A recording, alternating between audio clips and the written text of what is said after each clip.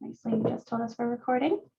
And I'm going to turn on the live transcriptions at the bottom. So if you find the closed captioning distracting, you can toggle them off for yourself by clicking on the CC button at the bottom of your Zoom screen. Otherwise, they will be there for the duration of the program. Okay, so my name is Catherine DeCristofaro. I am a librarian with the St. Mary's County Library, and we are going to be talking with a wonderful author this evening, Meg Cabot, and I will give her a slightly more formal introduction in just a second.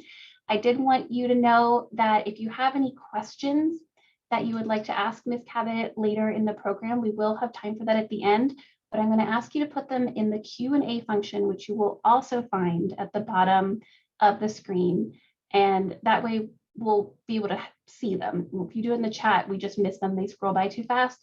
But if you do have any technical difficulties, you can put that in the chat, and Emma, my coworker, will be here to help you with anything if that happens.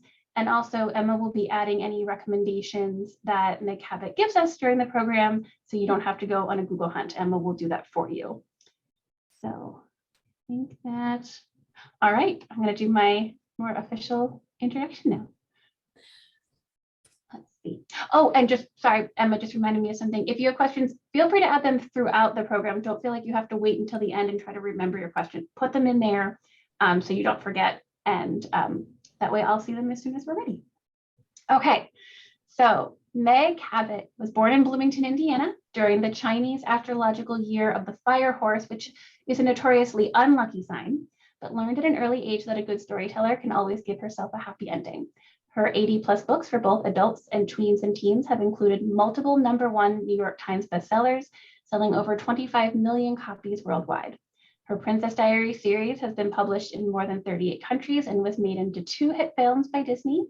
Her numerous other award-winning books include the Mediator series, the Heather Wells mystery series, Avalon High, the latter of which was made into a film for Disney Channel. Meg Cabot, her last name rhymes with habit, as in her books can be habit forming, which is totally true. Currently lives in Key West with her husband and various cats, and we get to talk to her today. Hello, Meg Cabot. Thank you for being here. Well, thank you for having me. This is very nice. It's a kind of a gloomy day here in Key West, so it's really nice to be here in the sunshine of your company. Yay. Oh, thank you so much. So if it's okay with you, I'm just going to dive in with our questions. Sure. Can you talk a little bit about your writing process? How do you go from that first idea to that last line? And do you have a method that you follow each time? I kind of do. Yeah, I get an idea usually for a plot. I always start with the plot, and then I go from there. I add characters who would be the most interesting character to fit in with that plot. And then I think about the idea for kind of a long time, usually a year or so, before I start jotting down kind of like what would be, I guess, the back cover copy is usually what I start with. And then I pitch it. Now that I have an agent, I pitch it to my agent, and sometimes I'll pitch it to my editor. I've had a great editor since, oh my gosh, the 90s, I think. I'm so old. So I've had this, and I love my editor's not old, but I am. And she will either say, yeah, that sounds great, or, keep trying. And then I start writing, and I'm so boring. I literally start from the first page and I just keep going. And I never start until I know exactly how it's going to end. Because I feel like it's kind of like taking a trip. I always say you kind of know where you're going, you buy the ticket, but you don't want to know every single detail. So I don't outline or anything like that. I just know kind of exactly how it's going to end. And I know exactly how it's going to begin, but I don't know what's happening in the middle, which is interesting. It can be bad because I get stuck. I know you're going to ask me about getting stuck now. I am.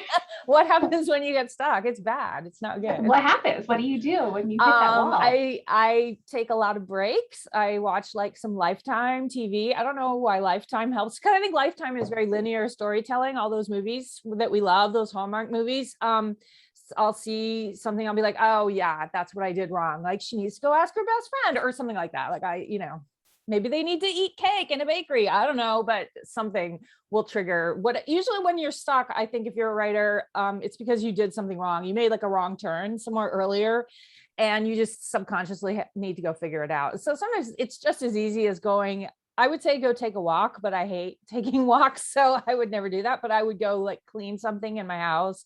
You just got to put it on the back burner. I think that's what I do. Yeah. So what other advice would you give for somebody who wants to be a writer? And does that advice change at all when you're talking about the different genres that you've written in? First of all, don't become a writer. I'm totally kidding.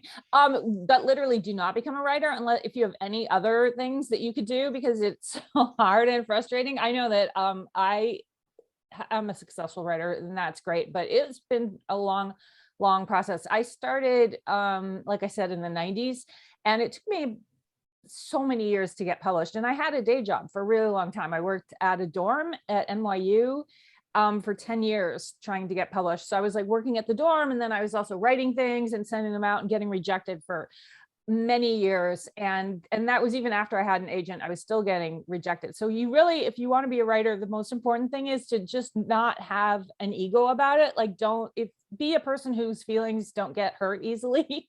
Be like, oh, another rejection. Oh, that's fine. I don't care. Like, just don't care. Because even now I still get ideas and I try to pitch them and they still get rejected. And I'm just like, okay, well, I'll just try again.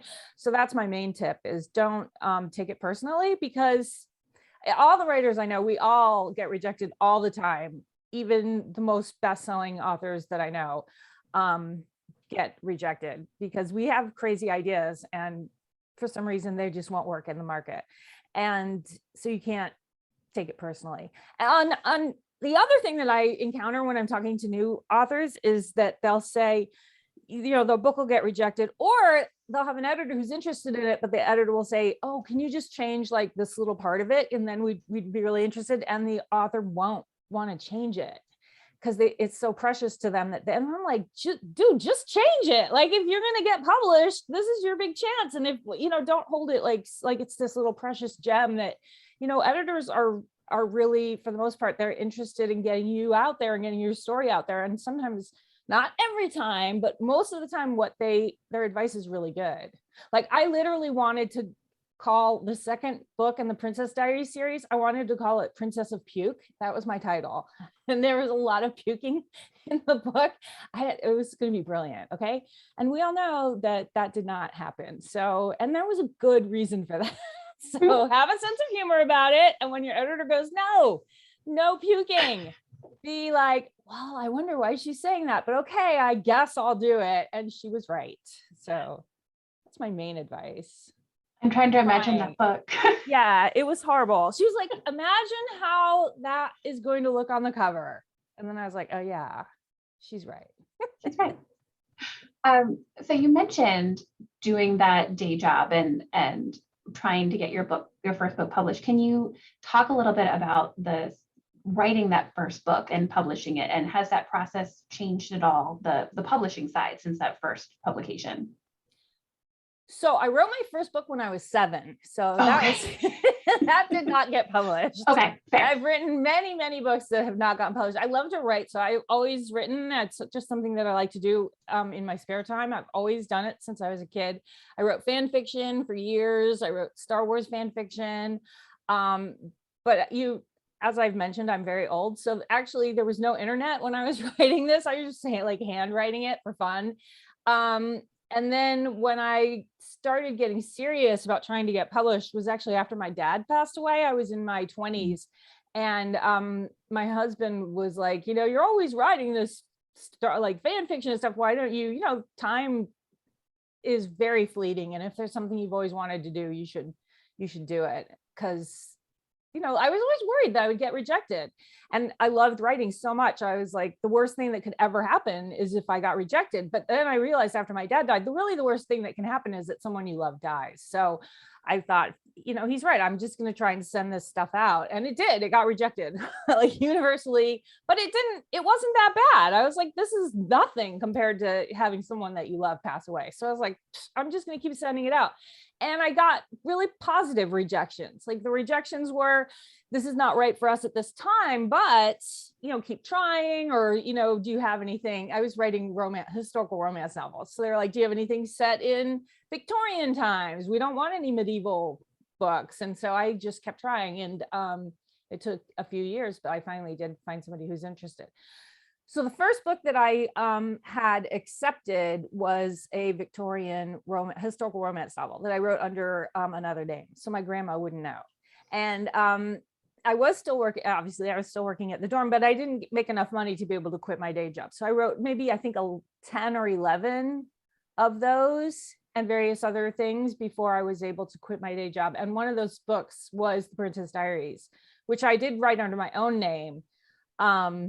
Because I didn't think my grandma would be that upset about that. It wasn't, the character of the grandmother in that book is not at all based on my grandma. And my grandmother did find out about the romance novels and she loved them.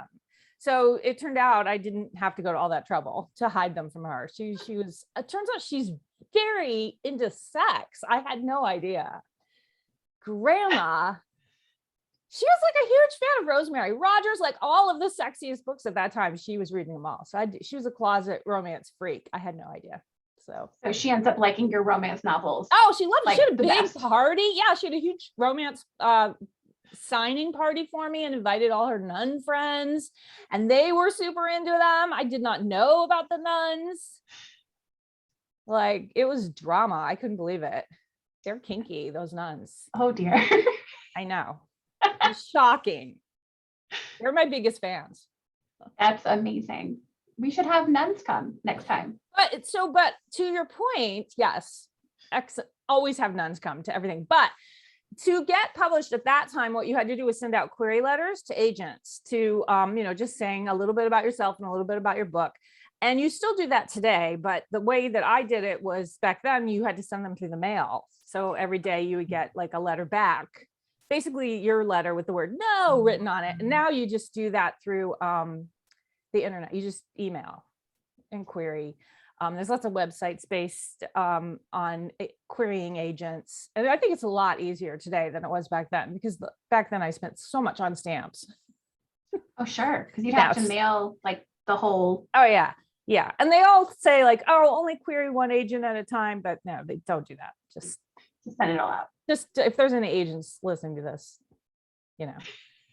I'm sorry. But I'm sorry. Don't just query one agent at a time. Query a bunch. So now, do you approach books at all differently when you're writing a standalone versus one of your series that you're building? Yes. Of course you do, because when you're writing a standalone and you're plotting it out, you really are just going to get the whole story obviously into. So for a standalone book, if it's an adult book, it's going to be, let's say, 80,000 words, and you've got to get all of it into those 80,000 words. And if it's going to be a series and you have kind of some ongoing drama, you know that you can take stuff and kind of pace it, and you don't have to get everything into that amount of wordage. So you can save bits of the stuff that you think of for later on in the series. But yeah, for the Princess Diaries, I knew right when I had the idea, I was like, this is going to be great. It's going to go on for 16 books. And then when an editor finally bid on it, I was like, by the way, this is going to be 16 books. And she was like, no, it's not. It's only going to be one book, maybe 3. And fortunately, it really took off. So I did get to in the end, it did get to be quite a few more books than we had originally. I always knew it was going to be all like I think it was going to be, so it was 4 years of high school. And I thought there was going to be 4 books for every year. And yeah, it took a little persuading for them to get on board with that, but it worked in the end. Almost. They realized that you knew what you were talking about. Yeah. So for your characters, do you have any way that you come up with the names for them and the different places that, like Genovia? Yeah, that is really hard. I think every author really struggles with that. For me, actually, every writer I know struggles with that, because you don't want to name your characters like a name of someone that you know, because then they're going to think it's about them. And you don't want to give them a name that, you want them to have a name that actually means something, but it's not like too obvious. And we all have our baby name books that we look through and we're like, oh, this is the perfect name. Oh, but like my brother's best friend is named that, and then he's going to think I like him in that special way. So yeah, I struggle with that all the time. And then you also, if you've written as many books as I have, then you don't want to give somebody the same name that they have in another book, which I've done multiple times. Like accidentally, I've forgotten that, there's a Jack Slater, I think, in multiple books that I've written. And everybody's like, why did you do that? And I'm like, literally, I forgot. Like I got all obsessed with that name and I'm like, that's the perfect name. And I think there's maybe 3 Jack Slaters in multiple books. So it's really difficult. I use the phone book, which I know everyone forgot about. The phone books still exist. I get them because I have a landline, so I still get sent a phone book. And I just look through it and I look for, I try to give my characters names so the initials are not the same. Unfortunately, Princess Diaries didn't work out. So there's Mia and Michael. They both have the first. I find it confusing as a reader when characters have the first same initials. So I try not to do that, but every once in a while I do. So I just look through the phone book and try to find people who have different initials and randomly choose last names. So I really wish there was more meaningfulness to it than I just try to avoid giving people names that I don't know the person. And it's hard. That makes sense. I mean, yeah, I think that is a very straightforward and smart way to do it. All you writers out there, take notes. Go get that phone book. And I have had people who've read my books have gotten mad at me because I've used the names of like their pets by accident. I didn't know, like I had a character who had a dog, I think named Pickles, and they were mad because their dog's name's Pickles and they thought I stole it. And I'm like, dude, I didn't know. And then I've accidentally used names of people that I went to high school with because I forgot. And that I felt really bad about because the character was mean. And I'm just like, oh my God, I'm sorry. It's hard. Okay, I'm sorry. I don't mean to spend this whole chat talking about my problems with names, but you literally asked. I did. Meg Cabot can talk about whatever she wants. We can hear all about the dog Pickles. It's great. That was so embarrassing. Okay, go on. Yes. So on your website, you talk about studying art and actually moving to New York to be an illustrator. Have you ever gotten to use any of your knowledge of illustrating or even getting to do any illustrations related to your literary work? Why, as a matter of fact, yes, I have.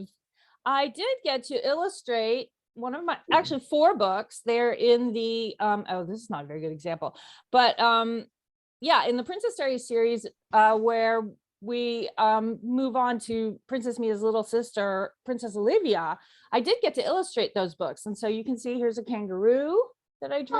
I don't know if you can see it. So yeah, I was an illustration major at Indiana University.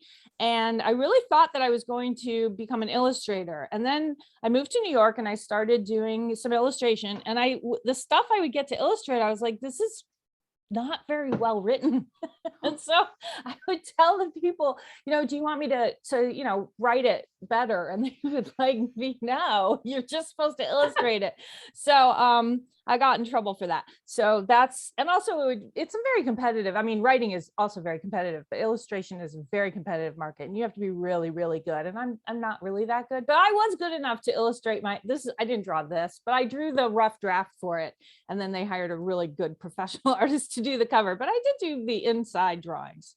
This is not a very good example because here's a better one. I'm going to sit here and just show you my illustrations because I'm so proud of it. Because I actually, here's a picture. I'll find a picture. Here's a picture of Olivia with her dog. See, it looks pretty good. Yeah. Like I really did work hard on it. While I was drawing these illustrations, the fun thing about drawing, as opposed to writing, is that while you're drawing, you can actually have the TV on. So I remember while I was doing all these drawings, I watched Marvel, all the Marvel series on Netflix. It was really fun. That was before they moved over to DC, to Disney Channel. Okay, here's Growlmare. She's very angry. She's standing at the way back of that hallway. Okay, that's enough. Yes. So in answer to your question, yes, I did finally get to use my art degree. So my parents were proud. That's wonderful. Thank you. So you have written across genres a decent amount. You've written romance and women's fiction and paranormal and children and teens. How do you decide what to do next? Or is that sort of scripted out for you by your agent? Oh no, it's I'll get an idea and then I'll approach her or my editor and I'll say, you know, what do you think of this idea? And then if they like it, that'll just be the next thing that I work on. So yeah, that's how it goes. Let's see. This is kind of two questions, but in the same idea as far as format goes. You've written, obviously, the Princess Diaries in a journal format, and then you also wrote the boy books that are epistolatory novels or novels that are in letters, or I know the second one, you had all sorts of different media in there. How was that process of constructing that very different format of a book? Yeah, it's a difficult way to write a book. The first one that I did that was like that was obviously the Princess Diaries, which was just told into diary format. And the reason I did that was because I had an idea, which was to write about a girl who finds out that she finds out that her mom is dating her teacher, and she's very upset about that. And then she finds out, the big hook of the story is that she finds out that she's a princess. And when I had the idea to write it and it was going to be for young adults, I actually I wasn't really reading any YA because I was 30 at that time. And so I took a friend's daughter to the bookstore, and she was about 10 or 11. And I said, what books do you like? Like, what are your favorite books? So I was going to figure out like what was the hot thing in that market. And every book that she picked out was written in diary format. It was the Dear America series around that time, Vampire Diaries.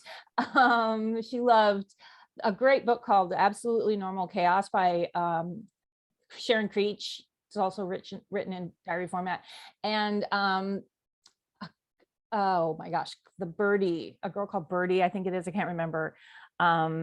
It's one that's set in medieval times, and I can't Catherine Called Birdie. Yes. Oh my God, yes. That was such a great book. Yes. Love that book. So I was like, wow, okay, so girls like diary books, so I'll just write it as a diary. And that's what I did. And it was great. I loved it. I loved the format. And then when I was actually approached by a website company, this was right during the whole right before the tech bubble burst. And they said, can you just start writing a book that's told in email format? And this was going to be for The Boy Next Door. I said, sure. And they were going to pay me in stock in their tech company. And they're going to send out the emails to to people who signed up for it. And it was going to be a whole book just told in emails, but sent as emails to the people who signed up. And that, of course, failed miserably because they went under in the tech bubble crisis. So I didn't get paid. So I had all these emails, and that's when my editor, that I still have today, Carrie Farron at Avon HarperCollins, was like, yeah, I'll publish this as a book. And that was the first book in that series of the boy books, Boy Next Door, and then the Boy Meets Girl. And yeah, they're all told in emails and journal entries. And it's really fun to tell books that way. It's very challenging. And it's really hard to do like sex scenes. There are adult romances, so but it's great. It's really fun. So I've enjoyed doing those ever since. They're great. If anybody has not read those, thank you. Yeah, absolutely love them. I mean, I love an epistolatory book, and then it's like, it's great. They're some of my most popular books. They're best-selling all around the world. And I think because people can relate. And I think there's something about reading somebody else's emails and journal entries and text messages. Everybody loves doing it. I love doing it too. So I'm like, this is fantastic. Whenever I get a chance to do another one, I love it. So are there any secondary characters from any of your books that you've ever thought about going back and giving a full story to? Oh my gosh.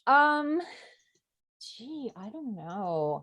I feel like when I end a book, I'm always pretty happy with the way it ends. And so I try to give all my books a happy ending. And that's kind of my brand, because I love a happy ending. So once that is over, I don't feel like I need to go back. But I mean, every once in a while, I do kind of wonder like how they're doing, like the characters, like I'm all, oh my gosh, there was just a pandemic. How are they doing with the pandemic? I know we've talked about the Princess Diaries. We did some Corona Diaries versions up on my website, and we're going to go back and visit them. And I keep wondering how Suze and Jesse in the Mediator series are doing with that, because Jesse's a doctor, and so yeah, I not necessarily the secondary characters so much as the main characters. I'm like, I wonder how they're doing now. How's New York for Heather Wells in the Heather Wells mystery series? Is she still working at the dorm? And you know, it was closed during the pandemic. I hope they're okay. So you mentioned going back and revisiting the Corona Diaries for Mia. Are we going to see more? Will we get to see Mia again doing something? I don't know. Probably you will. Yes. Okay. I'm not allowed to say. But okay, I understand. Often that question is, that's a lovely idea. I cannot answer that. Yes, you will. But you so are there genres outside of the ones that you write in that you just love to read and that have books that we should be reading too? Oh, I mean, I do kind of write mysteries. I think the Heather Wells mysteries, but I love to read mysteries, and that's not something that I write too much of, not really super hardcore ones. I do love to read serial books with serial killers and stuff like that are really dark. I know. I think it's because I don't write that way, and I would not want to. I don't want to be in like the darkness of that. But I like to read it and then put it down and be in my happy world. And I think that there's something to be said for that you're just visiting, but you're not staying there. I don't think I would want to be writing that. So yeah, I do. Is there something I'm reading right now? There's a lot of stuff I'm reading right now that is not that. Mhm. So right now, I just got sent a great book right now. Is this the time to do book recs? Whatever you want. You can Well, give right, one now. this is actually a mystery. It's The Lindbergh Nanny, which is by Mariah Fredericks, and it's not out yet. It's going to be out in November. And I just started it, but I was shocked to find out that there's never been a book from the point of view of the Lindbergh's nanny. If you don't know the Lindberghs, it was a terrible story. They had their baby kidnapped, and I won't tell you what happens, but it's not good.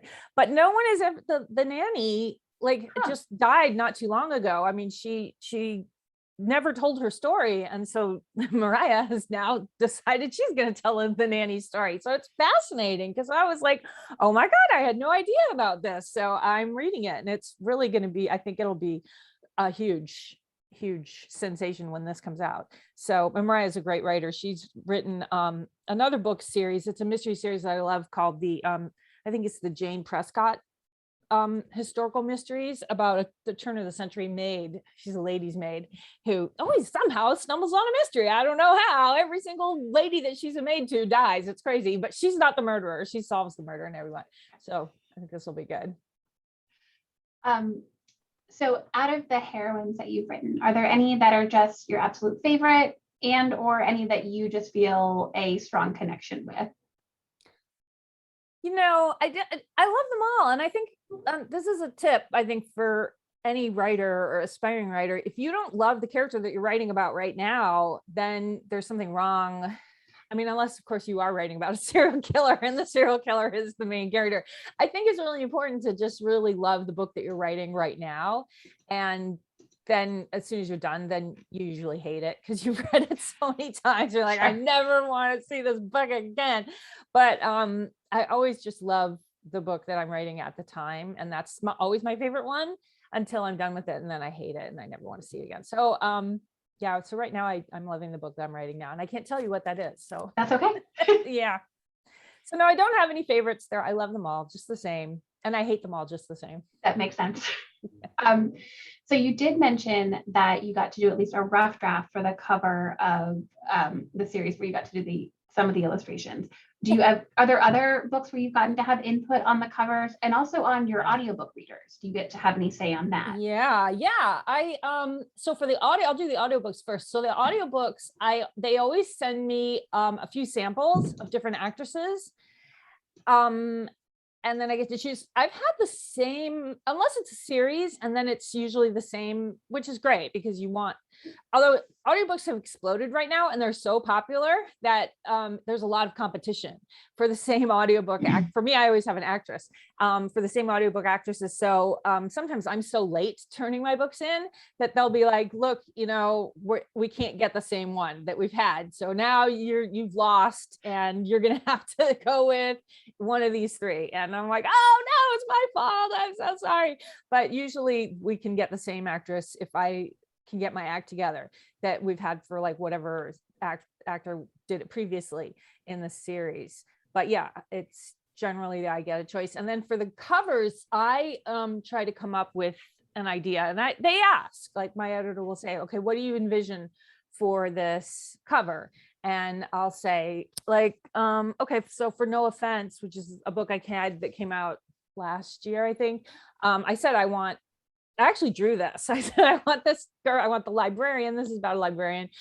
She's leaning against the table and she's really mad at the guy, and there's a cat. And I drew it, and this is exactly what they did. But then they were like, but for the next one in the series, they're like, these books actually take place on a tropical island. Why are we always having them be indoors yelling at each other? They should be out on the beach. And so for the book after that, which I don't think I have a copy of right here, we have them on a lovely beach, and they're so yeah, I was like, oh yeah, I screwed up. Why are you listening to me? You guys should do your own. Don't ever ask me again.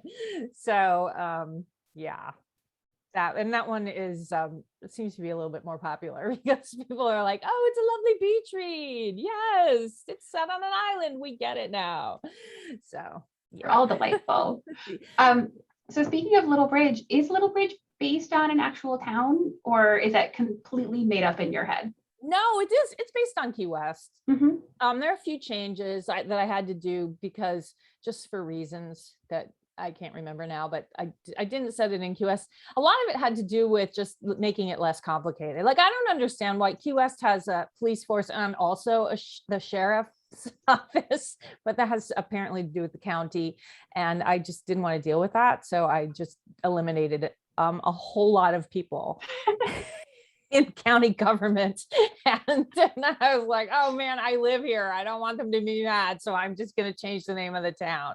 And then of course people were mad anyway, because they're like, you could have just said it in Key West and then mentioned my business where you are always buying wine. And I'm like, oh, dang, I screwed that up too. So if you're writing a book and you are going to set it in your town, make sure that you don't like insult anybody. And you have to get things right. So that's why I kind of find it easier sometimes to make up places, because then you don't have to worry about getting things right. Or if you're going to write about a town, make it a really big town like New York City, where you can just, make up your own. Right, your little neighborhood. Yeah. Because yeah, I've written about, like, I wrote a book that was set in Alaska. I've never been to Alaska, and I got so much wrong, and I got a lot of mail. So you should just be careful when you're writing about a place. Either go there and get it right, or just make up your own place. Okay. I mean, that's good advice. Yeah. So if you could be a guest writer on Stranger Things, what would you have those characters do? Oh my gosh, a Stranger Things question. I just finished season 4, and that was really fun. But it's not done. There's still 2 episodes left that are coming in July. Oh. So we don't know exactly how season 4 has ended yet. So, well, obviously if I'm a guest writer, well, I would finish it. So I would know, I would know what's happening. I would have there be a lot more romance. There's just too much action and less. I want more romance. This season, everybody was spread too far apart for there to be enough kissing. There was no kissing at all, except for maybe like one. I don't even think there was kissing. You guys have to let me know in the Q&A. Anyone who's seen it, because I'm trying to remember. I don't even think there was a hug. I know there was a really hot hug though. It was very nice. Anybody who's a fan of the Jopper, that's Joyce and Hopper, by the way. I'm a Jopper stan. That's all I'm going to say about that. That's fair. Well, speaking of books and movies with kissing, are there any romance novels that everyone should be reading that everyone should just go buy right now? Yes. Okay. So these are some books that I read. Some of them I've read, and some of them I'm in the act of reading. So I'm going to get my pile here. Okay. So this is a hot one. Okay. And you can tell by the title, Honey and Spice. And I love to say her name, Bolu Babalola. Oh my God, is that the best name? Okay. Best name. Actually, it's not coming out till July. This is a college romance. Okay. And it's set in England, so it's British college romance. So you know that it's hot, and also it has a lot of bad words. It has so many bad words. I was reading it and I'm like, oh my God. My grandma would have loved this one. It is so good, but it's really good. It's got everything. It's got a DJ and it's got a radio station, college radio station. I mean, it's really, really hot. Okay. So I love Bolu. Anybody who is on Twitter probably knows Bolu Babalola. She's very spicy on the Twitter and hilarious and super into pop culture and stuff. So this one is really good. But I almost want to say that it could be new adult because like YA new adult, but definitely not young YA because it's spicy. So that one's really fun. And then also this one is not really new adult. This one's really good. And it is, I should say, okay, I practiced saying her name and now I'm going to try it again. It's called On Rotation and her name is Shirlene Abobi. Oh, I think I got it right. Okay. It's hard to say.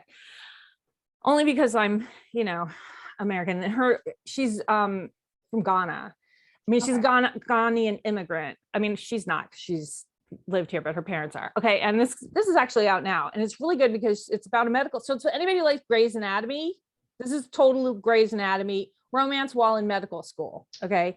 And it's very realistic because you've got a guy but you don't know if he likes you or if he wants to take things to another level or whatever. So I really liked it, but what I really liked was the stuff about the Ghanaian American food stuff and cultural stuff mixed in with the medical stuff because I love that.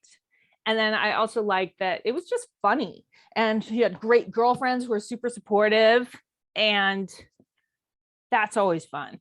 And then let's see what else. Oh, this one was really fun. I actually read Julie 2. I don't know if you guys know Julie 2. She wrote The Donut Shop that was out last year, which I loved, which was also kind of new adult. I actually thought that could almost have been YA because it was about a girl just out of college and she didn't really know what to do with her life and she was working at her parents' donut shop. I loved that book. I haven't had a chance to read this one and this one looks more like an office romance, but I'm just holding on to this one for after I finished what I think might be the really depressing Lindbergh Nanny, which I'm totally going to read because I do love to read super sad, scary mysteries. So that's kind of what I've got on the romance right now. I'm saving one more, okay? Because I heard this one's really, you guys know Sally Thorne, right? She has a new book coming out that is I just got an arc of this. Oh my God, right? So well, this looks so crazy. I mean, what can this be about? It's about Frankenstein's sister. Frankenstein in this book has a sister, Angelica, and I believe she finds a man. She doesn't make a man. I think she finds a man who has amnesia. And I don't know if she molds him to be like the perfect man or what, but I'm fascinated by this one. So this is coming out in September. So Angelica Makes Her Match by Sally Thorne. It looks super fun. So this will be another good one to read when, after I read the incredibly scary Lindbergh baby one. Oh, and one last YA one too, because I know sometimes I'm still super into Danielle Page's witch books about the sorority witches, the Ravens. Danielle Page and Cass Morgan have their series about the witches because witches are hot now, but I think these are scary witches. They're not like comfortable, like nice witches. Oh, okay. Yeah, they're but I think it's fun. So your Mediator series is supposed to be coming to Netflix, correct? Yeah. Has the process of that happening been similar to your other works that have been turned into films and shows, or different at all? In that the writer is usually the last to know. Yeah, pretty. Okay. It's pretty much no. No, it's the writer of the script, the writer director is very communicative and has sent me scripts and she's been really great. So it's really, I feel very positive about it. And I think it's gonna be great. That's exciting. Yeah. It's always scary when you see your characters in the hands of another, but it's also interesting because it's fun to see how they interpret that. All right. And let's see, I'm going to ask one more of my questions for now, and then we're going to go look at some of the audience questions, Okay. if that's okay. Will you tell me what the last book that made you join the Bad Decision Book Club was, where you just absolutely could not put it down up till 3 a.m.? Right. Where you oh yeah. I actually counted, and it was on my Kindle actually, because I got sent a Kindle version of it, and it was called this. And I knew you were going to ask me this. And so I because it's really hard to remember the book when you don't have the cover. So it was called This Time It's Real. Oh, actually, you know what we should also be remembering is Alicia Ray's Partners in Crime. I just got that arc too. I'm so excited.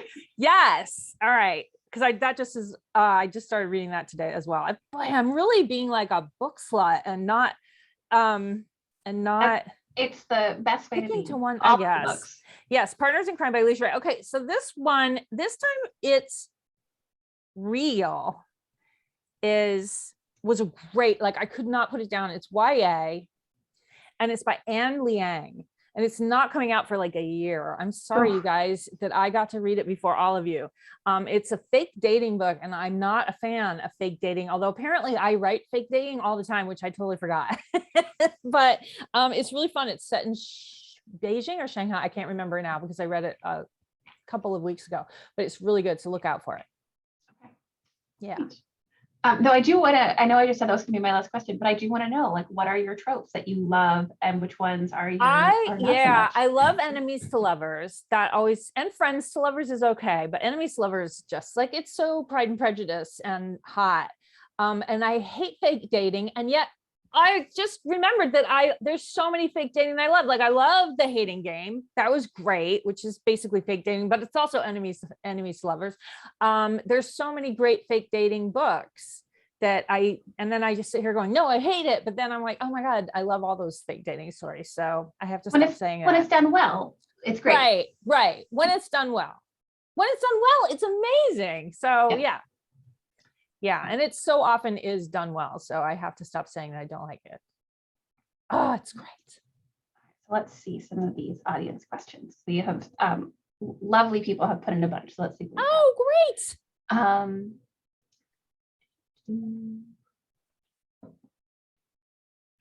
Some of them have actually you've answered as you've gone through, so which is great. Hey. So somebody did ask, for aspiring authors who have to compete in a world where in TikTok, where certain book talkers are giving lots of attention to certain traditional publishers, how do you get your work out there? And they also just thanked you because they were inspired to write just like Mia. Oh, that's so great. Yeah, it's really tough. Social media that wasn't around when I was starting out, and I'm so glad because that would have been a whole other aspect that I don't know if I'd have been so great at. But I think, you just gotta, I was going to say be yourself, but that's that's the stupidest advice. Yes, be yourself, but just be funny. I think it's really important to be funny. And I think that the class clown is the class clown because they get attention. And I think that's how you're going to do it. I know there's a lot of weepers on book talk. They get a lot of attention from crying. So if you can make yourself cry, I guess you can do that, but you can make yourself maybe cry in a funny way. But I do think that right now, this is just my advice, especially the editors that I know, they are so they're just, all of us, we're just all burnt out and we're tired and we want to laugh. And I think people really just are looking for a laugh and something to feel happy about, except for me, of course, I just want to read about serial killers. But no, I'm kidding. Everybody wants to laugh. So if you can come up with stuff that's funny and genuinely, even if it's just really short, it doesn't have to be anything elaborate, just a little bit, 5 seconds of funny. I think that is a great way to get attention and keep it up. And it doesn't have to be, brilliant or anything that's genius, just something that's goofy and funny. I think that's really going to get people's attention and keep up a positive attitude. I know it's really hard because as Michelle Obama said, we're all low level depressed right now and it's okay to be depressed. I think that what's that show that's on Netflix right now? I love it's okay to not be okay. It is totally okay to not be okay. And, make that a joke too. Like if you're feeling depressed, make your depression into a joke, but obviously depression is real and that's not funny. I mean, I'm not making a joke out of depression because obviously mental illness is really sad and we are all suffering from the low level depression. But I think that editors and anyone who is a reader right now is dying for a laugh. So try to just make a joke out of it. But at the same time, stay in touch with your friends because they're the best people for you to talk to and to help you through this trying time. I know that's what I'm doing. And I'm also eating a lot of Oreo cookies, gluten-free, and M&Ms. That's fair. For food. So somebody asked, how do you get recognized by fans often? And when that happens, how do you handle that being recognized? I live in a very small town, so no, I don't really, but if I've given like a talk at the school, like that will happen. And the funniest time that happened was I'd given a talk at the school and then I went out to eat with my husband at a really romantic little restaurant in town. It's an Italian restaurant. And we were sitting there and we were just finishing up our meal. And suddenly the waiter came over with some tiramisu and we were like, we didn't order this. And the waiter goes, no, these young ladies over here ordered it for you. And we looked over and there was a table of some 8th grade girls and they had sent over tiramisu to say like, thank you for my visit to the school. And I was adorable. Like, that was so cute. And I was like, thank you ladies. And it was very sophisticated. I thought like I had never had dessert sent to me by 8th graders before. So that was really sweet. That was fun. That's happened to me a few times that I've had, my food paid for, which is unnecessary. Nobody needs to do that, but it's very sweet and touching when that happens. And occasionally people recognize my name from a credit card, but actually, if you can see, my hair is totally different now than it was from the back of my books. True. I went blonde for the pandemic. So, so that's kind of been working for me. It's disguise. I'm disguised now. I like it. Thank you. So somebody asked if you could only pick one of your genres or subgenres to continue writing in, which would you pick? They vote for supernatural YA in case you wanted to. Wow. Okay. Wow. I couldn't pick that. That would just be impossible. I would get so bored. I love all of them, but the reason I can't just do one thing. It would be like picking just only one food that you could eat forever. I've talked a lot about food right now, and I think it's because I haven't eaten dinner yet. But I like to do lots of different things. So how do you brainstorm ideas? Do you have any suggestions regarding plotting and storylines or generating ideas for writers? I always say when I do my school talks and kids ask me that question, I always say, think of the thing that is bothering you the most right now, a problem that you're having, somebody that you really can't stand. Or on the other hand, I mean, I always find that hatred is a really strong motivator whenever I'm really mad about something. Like the Princess Diaries, I was really mad that my mom was dating my teacher. That happened in real life. And so that's what inspired that book. I was really upset about it, but I couldn't say anything about it because she was really happy. So I took out my anger and extreme being so grossed out by it on my book. But on the other thing you could do is something that you really wish would happen. If you don't want to go negative, you can go positive. And like, what would you do if there was a really hot, sexy cowboy ghost living in your bedroom, like in the Mediator series when that happens to Suze? What would you do if you got struck by lightning and suddenly you could find all of the missing people in the world? Like, think of aspirational things. Like I always think of things that maybe are wishful things that, like, for instance, that book that I was talking about, Anne Liang's book, which is This Time It's Real. What happens to the girl in the book is that she writes a blog post and it goes viral, but it's all a lie. It's about she's in an amazing relationship with this really hot guy. And then all of a sudden she gets her dream job where she's writing for this really great magazine and they want to meet the guy. And of course it's fake dating. Well, guess who happens to be in her class? He's the hottest K-pop, he's not a singer, he's an actor. And she's like, look, can you just fake date me, and he needs, to fake date somebody too, because I don't know, I can't remember why he does it. But then they start fake dating. I'm like, well, imagine if you have to fake date the hottest K-pop star.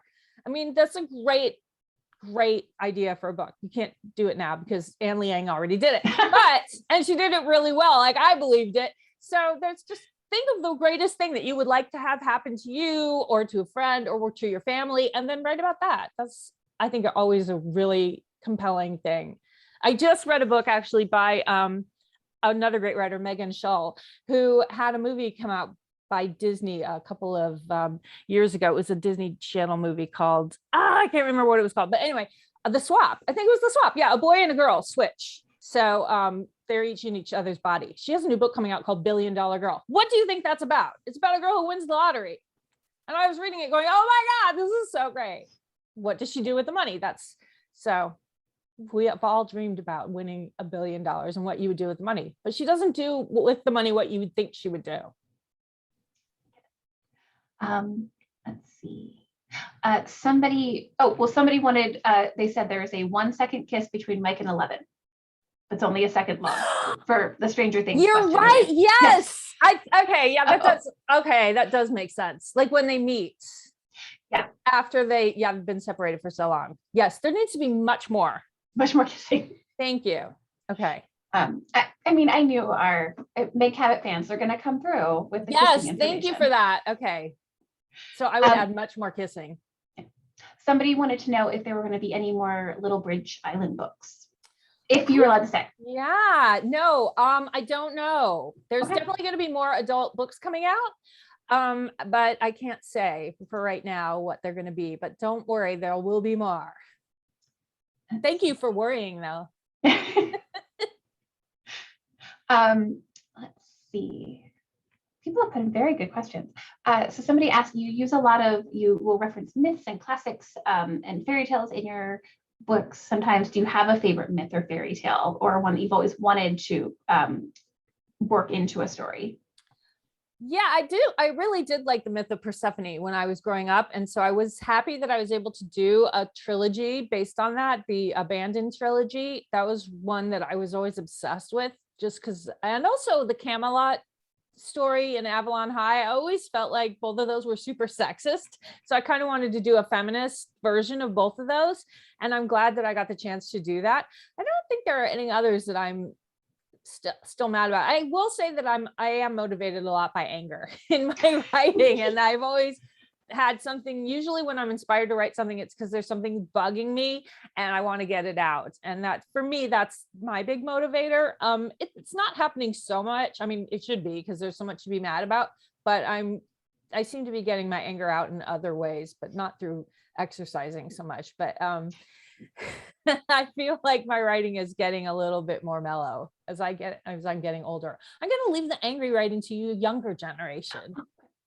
I think there's a lot of great writing coming out from the younger writers. So I feel good about leaving it in your hands.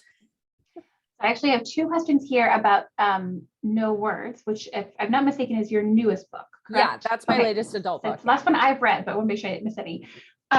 So sort of similar, somebody asked if there are any parallels in the book between your own experience of being a writer of young adult novels, and also do you run into the same authors at book festivals and become friends? If anybody has not read the book, the main character, most of the book takes place at a book festival on Little Bridge Island, and you do get to meet a lot of the main characters' author friends, and they're all delightful. Thank you. Yeah. That was really a fun book to write. Well, I wrote it during the pandemic when we were all stuck at home and there weren't any book festivals to go to. Actually, in Key West, we have a book festival every year. It's a literary seminar, and we weren't able to have it in 2021 or 2020, I think, because of the pandemic. So I was really missing book festivals. So it was great to write a book that was about having a book festival. And yes, I do. I run into the same not all the same, but a lot of the same authors. And we are all friends and we get together and it's great to see each other. And I was really missing them. And so I did kind of write about some of the people that I was missing. And in particular, if you've read it, the horror author and his wife are totally based on a couple that I know. And they are such relationship goals. I love them. And I won't say who they are, but they're totally based on, I hope they never read that book because they're going to be like, oh my God, she wrote about us. How we always drink Baileys. And they're great. And as far as the things people say, yeah, I mean, it's really funny when people say, oh, I used to love your books. Oh, your books were my favorites when I was a child. And you're like, okay. I actually think that's really funny.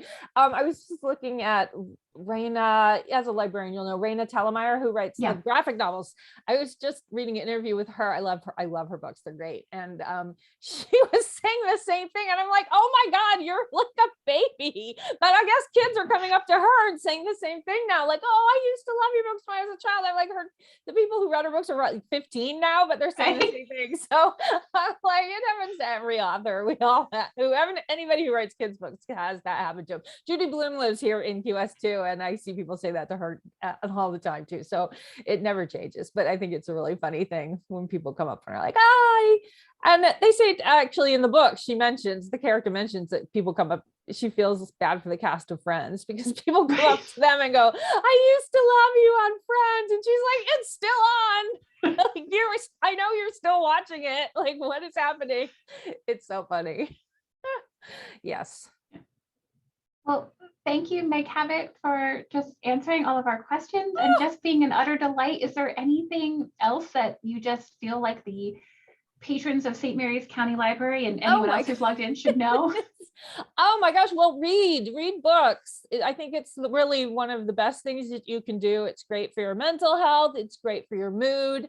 And thank you. I can tell by the fact that you're all here that you do read books. So tell your friends and read more. And thank you for coming and thanks for having me. This was so much fun. Thank you so much. This has been an absolute delight. I still can't believe that I got to interview one of my absolute favorite authors still, not just from when I was 12, still now. Thank you. That's so nice. Thanks a lot.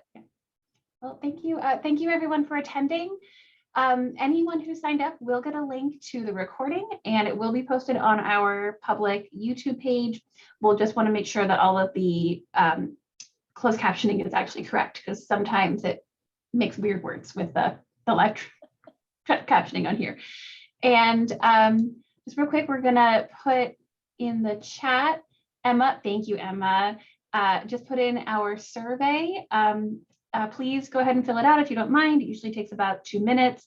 It really does help us improve our programming. And also when people say they like these programs, we get to do more. So